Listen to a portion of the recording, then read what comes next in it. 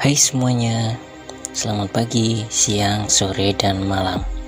Semoga kalian selalu sehat dan gas di rumah kalian masih aman. Kali ini saya akan membahas film lagi setelah film kemarin kena copyright. Jadi kali ini semoga tidak kena. Mungkin beberapa waktu yang lalu kita sudah gagal dalam membahas film Purity Falls. Maka dari itu langsung saja siapkan air minum, posisi rebahan, selamat menonton dan check it out. Yo, Aurora, how you do this?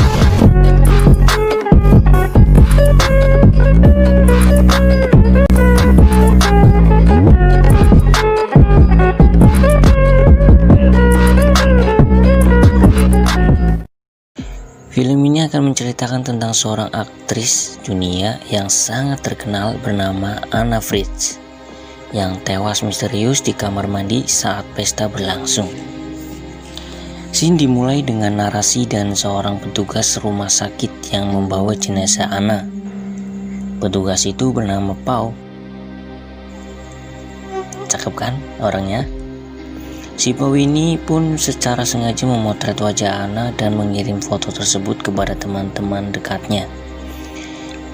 Kedua temannya, Irfan dan Chavi, tertarik untuk melihat jenazah Anna. Dan dari sinilah semua malapetaka dimulai. Oh ya, sekedar catatan bahwa sosok Anna Fritz dalam film ini diceritakan sebagai aktris yang sangat terkenal dan sangat diidolakan, sehingga kesempatan langka untuk melihat Anna Fritz secara langsung tidak disia-siakan oleh Ivan dan Chavi. Walaupun dia sudah jadi mayat, Pau pun diajak minum amer dulu oleh Ivan dan Chavi agar mentalnya menjadi lebih berani, karena Pau ternyata sedikit ketakutan dengan risiko kehilangan pekerjaannya karena membawa Ivan dan Chavi ke tempat kerjanya.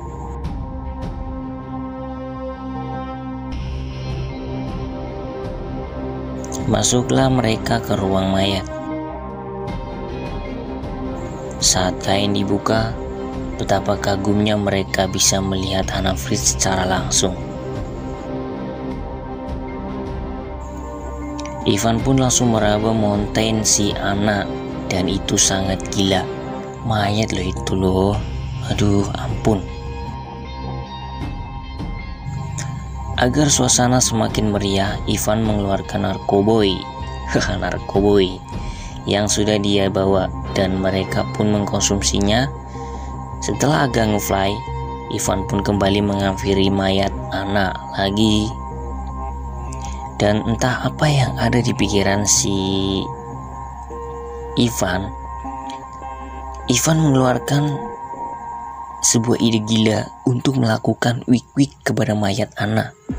What man, bener gila ini sih. Chavi sendiri yang sejak awal ketakutan berusaha keras untuk tidak terlibat, tapi ia tak sanggup melarang keinginan kedua temannya tersebut. Akhirnya Ivan pun melakukannya. Setelah selesai, sekarang giliran si Pau. Namun hal mengejutkan terjadi. Tak disangka ternyata Anna Fritz hanya mati suri dan dia hidup lagi. Tapi ia tak bisa berkata-kata dan tidak bisa apa-apa. Tubuhnya pun masih kaku. Mengetahui itu, Pau kaget bukan main. Ivan pun berencana membunuh Anna agar perbuatan bejat mereka tak pernah terungkap. Rencana itu pun mendapat pertentangan yang keras dari Chavi. Saat Chavi akan membawa mayat Anna keluar untuk mendapatkan pertolongan, Ivan langsung menghalanginya. Terjadilah perkelahian antara Ivan dan Chavi yang berakhir dengan tewasnya Chavi. Dari sinilah semuanya menjadi tambah kacau. Hal tersebut membuat Pau dan Ivan semakin menjadi dibuat kalap. Mereka harus mengurus jenazah Chavi sekaligus mencari cara terbaik untuk melenyapkan Anna Fritz. Ivan lalu menyuruh Pau untuk mengikat tangan dan kaki Anna yang sudah mulai bisa bergerak. Kemudian dia sendiri memutuskan mencari tempat sampah di luar untuk membawa mayat si Javi keluar dari sana. Sementara itu, Pau sedang membersihkan darah yang berceceran di ruang lain. Anna pun mengambil kesempatan itu untuk kabur dari sana. Dengan tubuh yang masih lemes, dia pun mengesotkan badannya pelan-pelan menuju ke sebuah lift. Ivan yang sudah kembali ke ruang jenazah langsung mencari Anna setelah menyadari bahwa Anna sudah hilang dari sana. Saat sudah sampai di lift dan pintu mulai tertutup, tiba-tiba Ivan muncul dan menyeret Anna kembali ke ruang jenazah.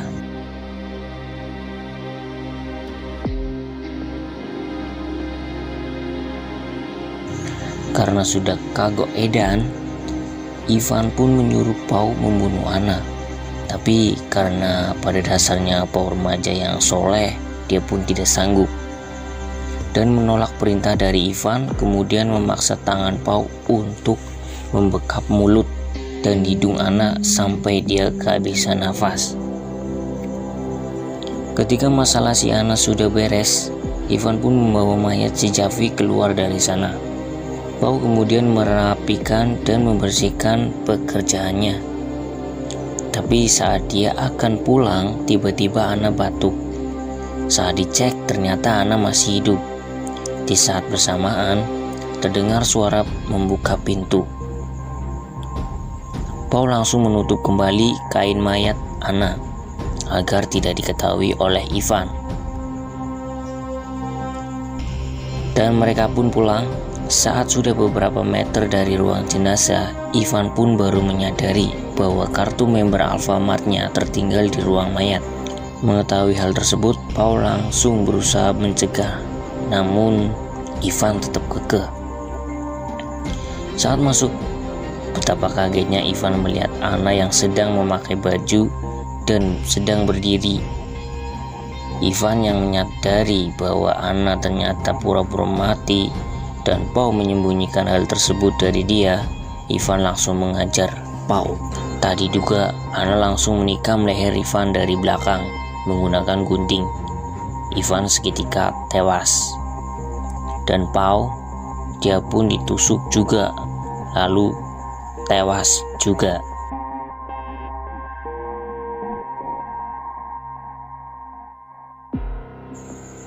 Terakhir, dia menusuk perutnya sendiri dan tamat. Ending yang sangat menggalaukan ya.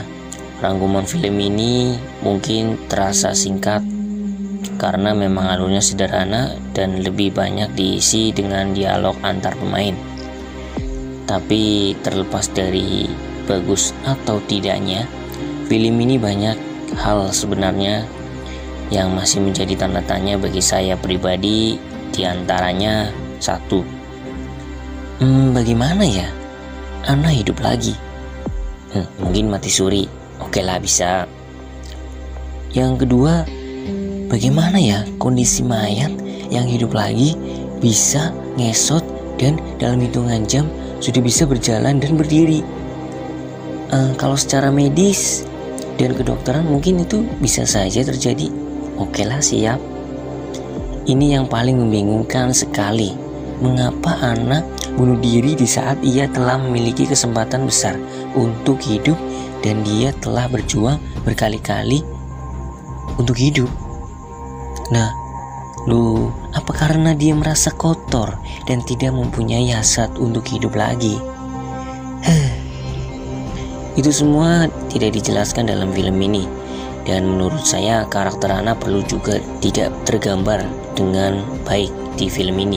Setidaknya janda dan harga kembangnya masih bisa diberi kesempatan di dalam film ini. Tapi terlepas dari itu, semua pesan yang bisa kita ambil dari film ini adalah bahwa terkadang kesenangan yang bejat dan menjijikan dapat menjadi awal kehancuran. Bahwa perbuatan jahat hanya akan melahirkan perbuatan jahat berikut Dan berikutnya, dan sejahat-jahatnya orang pasti jahat. Di sana mountain, di sini mountain. Tengah-tengah ada sub. Anda bingung, saya bingung. Mungkin kalian belum tekan tombol subscribe. Dan saya Daniel sendiri pamit dari hadapan Anda. Terima kasih. Salam pengangguran Indonesia.